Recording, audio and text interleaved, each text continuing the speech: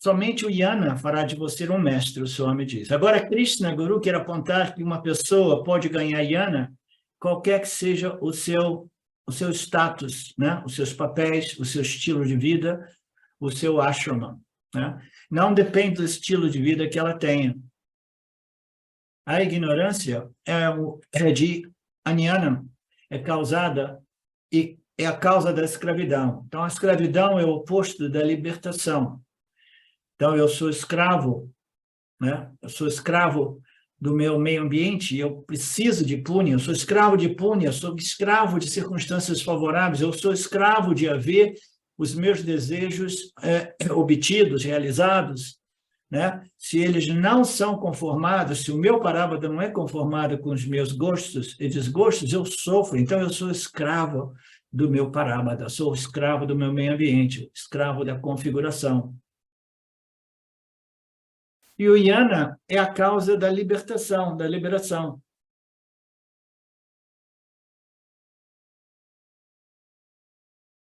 Esta configuração, que neste caso não é a configuração corpo-mente, é a configuração mais do Jiva Jagata, né? Que é o setup. Então, o Jiva, ele existe, né? Dentro do âmbito de Jagata, né? A criatura existe no âmbito da criação. Muito frequentemente, ele não se dá conta de que existe o Criador e suas leis. Então, o Jiva, ele existe dentro do âmbito de Jagata, né? E existe essa configuração, o modo qual eu interajo com o meu meio ambiente e eu experimento prazeres e dores. Eu quero ser escravo deste meio ambiente que não está sob meu controle, mas está sob controle das leis kármicas do Lord Ishwara, do Senhor Ishwara. O Ishwara não controla o parábada da gente, como a gente poderia imaginar através, né, de observando e fazendo, né, deliberadamente. Não, é o sistema. E entre as leis que regem esse sistema, existe a causalidade, o karma. Então, através dessas leis, Ishwara controla o campo. Agora, imagine uma pessoa que acredita que ela possa controlar o campo. Ela não tem o menor conhecimento dessas leis extremamente complexas que produzem os nossos parábada karmas de momento a momento. É uma equação, essa equação kármica, como eu costumo dizer, é tão complexa que o intelecto humano está infinitamente distante de compreendê-la, né? É a inteligência do inteiro sistema. E Ishwara é um sistema, né, feito de pura inteligência, inteligência de tudo a respeito desta dimensão Ishwara Jiva Jagata. Presente, passado e futuro.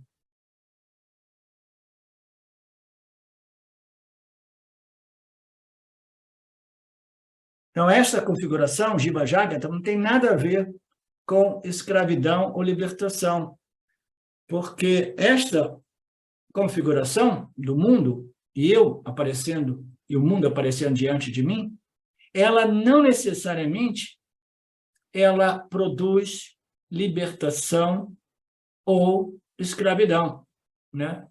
Felicidade ou infelicidade. Então, o que produz essa felicidade e infelicidade? O Yana ou a Jnana, ou a ignorância ou o conhecimento. E esse conhecimento e essa ignorância é um conhecimento e ignorância da minha natureza real, em Satya, como Satya, e até mesmo um conhecimento a respeito do sistema. Não que eu tenha que conhecer todo o sistema, porque a gente não tem essa capacidade intelectual e, além disso, Ishwara compreende o sistema para a gente. A gente não precisa saber de tanta coisa. Ishwara sabe. Eu não sei como fazer a minha digestão. O Ishwara sabe. Todas as nossas funções fisiológicas são regidas por essas leis, né, de Ishwara. Os pranas, esses ares desenhados com inteligência para, né, administrar essas funções fisiológicas, é tudo desenhado por Ishwara. Mas tudo que eu preciso saber para ser um Jnani é compreender o que é Satya compreender o que é Mithya, compreender eu sou Satya, o mundo é Mithya, e para que eu possa ser feliz em Mithya, eu preciso compreender Mithya, compreender o sistema Ishvara Jiva Jagata. Você compreende, Maniné, você que é mais nova no grupo? Sim, eu compreendo, sim. Ok. E essa compreensão ela vai ficando mais clara, mais cristalina, mais aprofundada com o tempo, né? Já percebi isso. Cada dia um pouquinho melhor. É por aí mesmo. Assim, não pode ter ansiedade, tem que deixar. Ansiedade para quê, né? É. A gente já tem ansiedade devido à nossa ignorância, né? A ansiedade por obtenção ou ganho de objetos de desejo que não estão sob o nosso controle. Imagina a gente desenvolver uma ansiedade pelo autoconhecimento, né? Seria um problema a mais, né? A gente tem que simplesmente... Seria mais ignorância ainda, né? É um problema em cima de um problema, né? Ah, eu descobri que eu sou ignorante, auto-ignorante. Ok. Ah, eu descobri que eu sofro porque eu sou auto-ignorante. Ok. Ah, eu descobri que a solução é o autoconhecimento. Agora eu estou sofrendo ansiosamente porque eu quero isso amanhã. Não vai ser possível. Então, a gente tem que confiar no sistema Ishvara Jiva Jagata, né? Perfeito. Ele lançou para a gente essas escrituras, lançou para a gente uns gurus aqui e ali, e a gente entra nesse processo, o grau de nossa dedicação sistemática irá determinar, né, essa bênção, né, que é uma sacada final, indiscutível, livre de dúvida, a respeito da minha natureza livre e independente das experiências do meu jiva, né?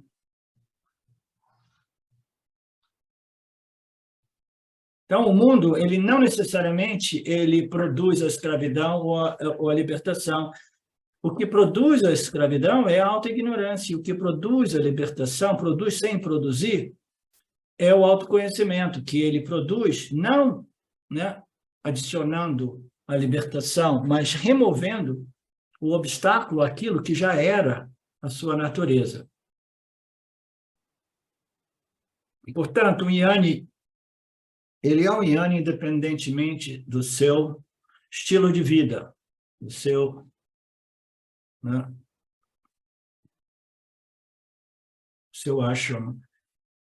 Ela é liberada, ela é livre, independente, mesmo vivendo em meio à sociedade, exercendo os seus papéis. Por outro lado, se uma pessoa é Jnani, ela fica infeliz, mesmo vivendo em circunstâncias, né, muito favoráveis, né?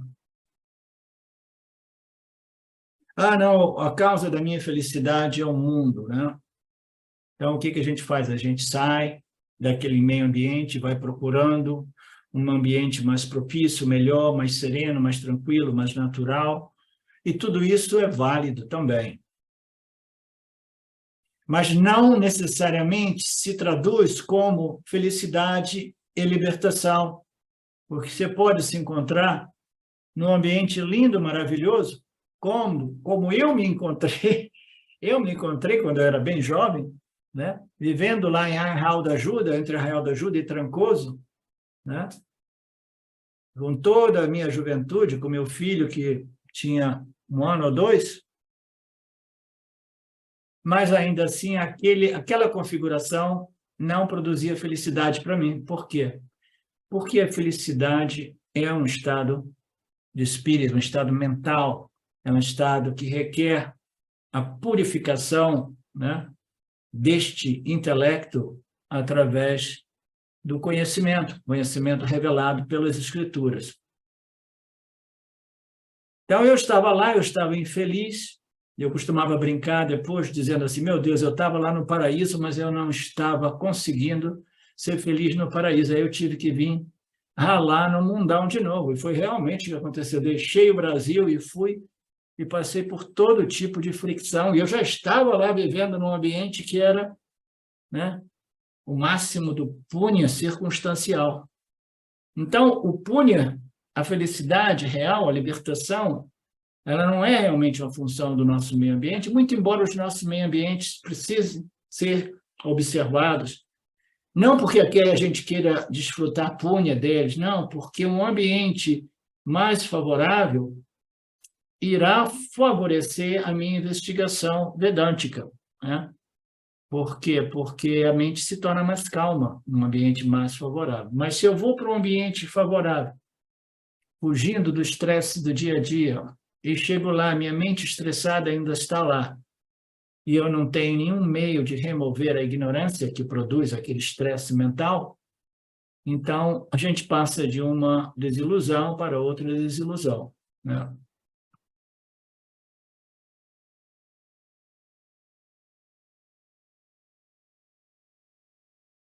Portanto, a configuração não determina o seu ashrama.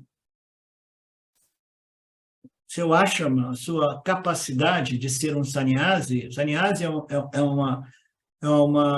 um estado, né? Um estado interior do indivíduo, um estado de não apego ao fazedor, executor e desfrutador, apesar das ações. Isso não depende de uma circunstância perfeita, muito embora os meios ambientes favoráveis são importantes de serem observados. Mas não simplesmente para curtir, olha só, que bacana essa montanha, essa praia, que delícia, isso e aquilo. Não, porque aí a gente fica o quê? Dependente de um setup que jamais irá resolver o nosso problema, mas pode ajudar a criar uma situação mental mais favorável. Mas às vezes a gente vai num ambiente desse e a gente, ainda assim, permanece perdido, porque a gente vincula a nossa satisfação ao meio ambiente. Então, nós somos escravos da configuração, deste setup Jiva Jagata.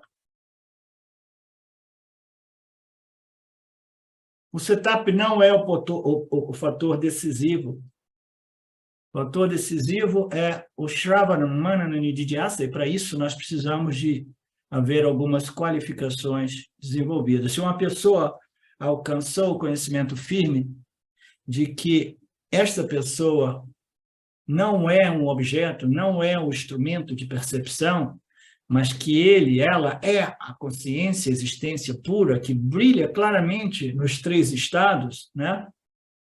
Se a pessoa alcançou esse conhecimento claro, firme, indiscutível, eu não sou o meu instrumento de experiência, eu sou a consciência que brilha e vivifica, né, este instrumento.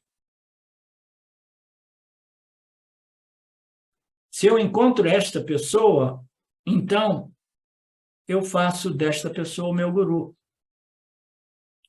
Quem escreveu? Shankara. Numa das escritas de Shankara, ele fala, se eu encontro uma pessoa com este conhecimento, qual conhecimento? Eu não sou o instrumento de experiência, eu sou a consciência pura que brilha, vivificando, né, e animando esse instrumento através dos 3 estados. Se eu encontro essa pessoa se torna o meu guru. Mas quem é que vai fazer essa escolha? Somente uma pessoa muito sábia, já para início de conversa. Então, a gente precisa de ser sábio para reconhecer a nossa ignorância e reconhecer um guru que não seja um prem-prem da vida. Entendeu? A gente já precisa de punha espiritual e sabedoria espiritual para, naturalmente, identificarmos uma pessoa que é digna de ser esta pessoa, então, é o meu guru. Independentemente da cor da pele, do status social, da condição de nascimento, né, lá na Índia. E, de novo, quem é o guru?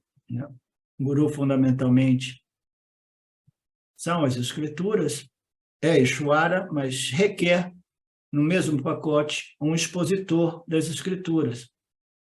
Então, aqui, o guru é aquele que reconheceu a sua real natureza, estudou, compreendeu, se tornou familiarizado com os conhecimentos, com esses ensinamentos, tem uma capacidade boa de expô-los, motivando, expô-los não somente academicamente, tem expositores que expõem do ponto de vista mais acadêmico, mas existem outros expositores, né, e eu me incluo nessa categoria, que embora talvez não sejam tão bem familiarizados com os ensinamentos upanishádicos, eles são gurus no sentido de efetivo de remover a auto-ignorância. Porque o objetivo aqui não é conhecer os Upanishads de trás para frente, de frente para trás, todos os 10, todos os outros que são pouco comuns. O objetivo aqui é investigar o que está apontando, o que estão apontando todas essas declarações upanishádicas, de modo que a gente possa realizar.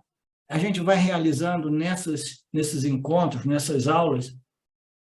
Então, este é o objetivo do guru. Ele compreende as escrituras, ele tem a capacidade de expô-las, e ele só é guru se tiver estudantes interessados, né?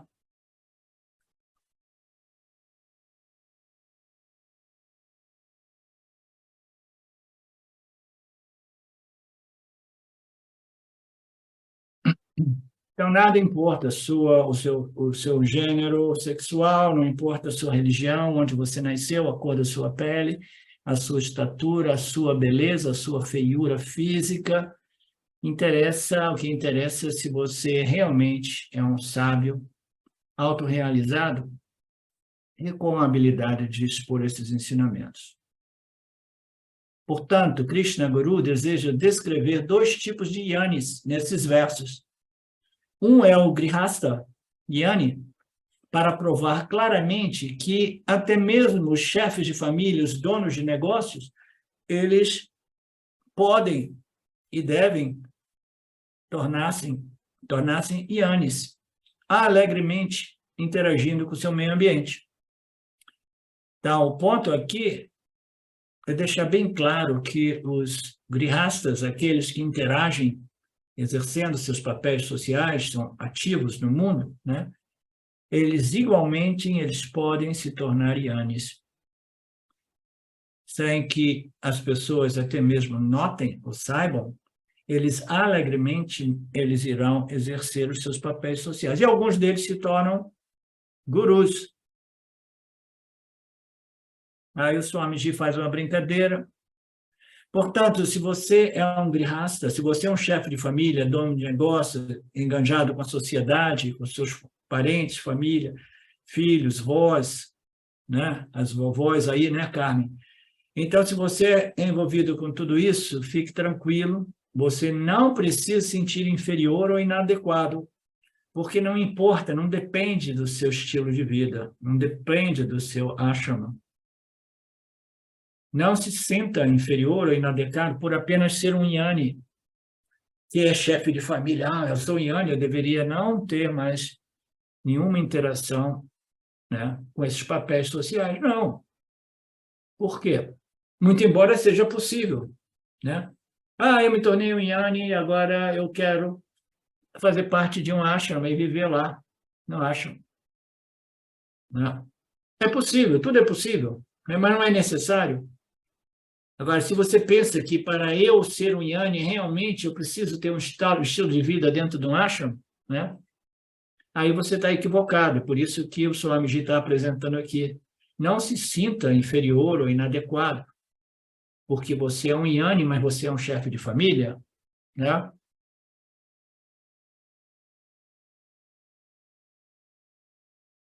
Os yanis são, eu diria assim, as pessoas pensam, para ser yani você tem que ser um sannyasi. Algumas pessoas têm essa confusão. Ser um sannyasi, vestir as roupas, né, amarelas ou laranjas, não significa que eles são superiores ou mais sábios. Os chefes de famílias devem saber que eles não são inferiores por não usarem aqueles vestimentos laranjas.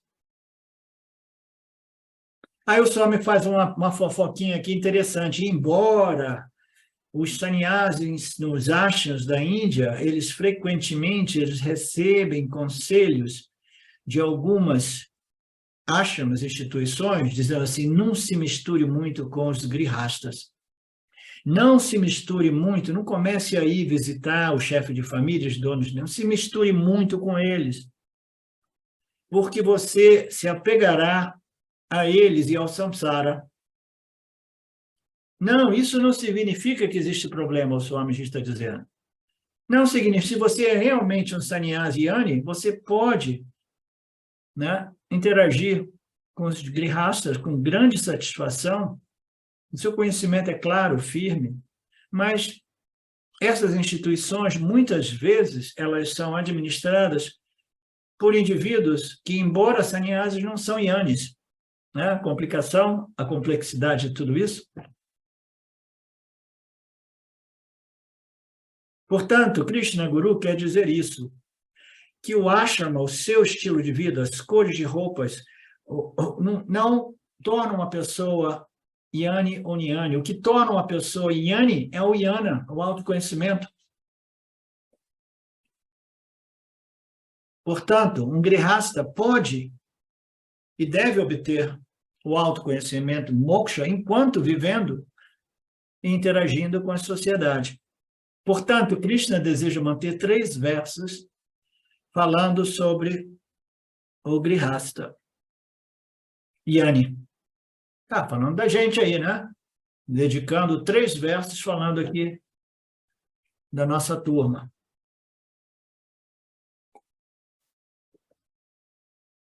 Eu lembro uma vez eu fiz um seminário, acho que foi meu último seminário em Tiruvannamalai, e tinha um grupo bom, tá, de pessoas. E aí a pessoa que me ajudou a promover isso e aquilo, ela é da Europa, né? Ela estava muito satisfeita com as exposições, etc. E só que ela dizia para mim, mas não dá para você amanhã voltar vestido de sannyasi? Compra um vestido, né, laranja, volta, porque seria bem melhor, né?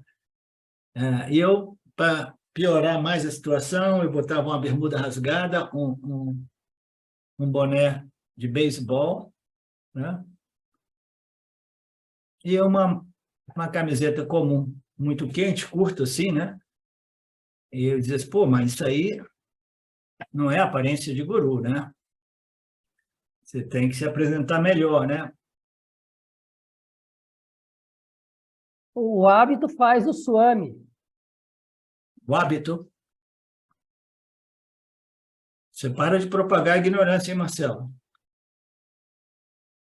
Estou vendo que a ideia que ela tinha, né? É.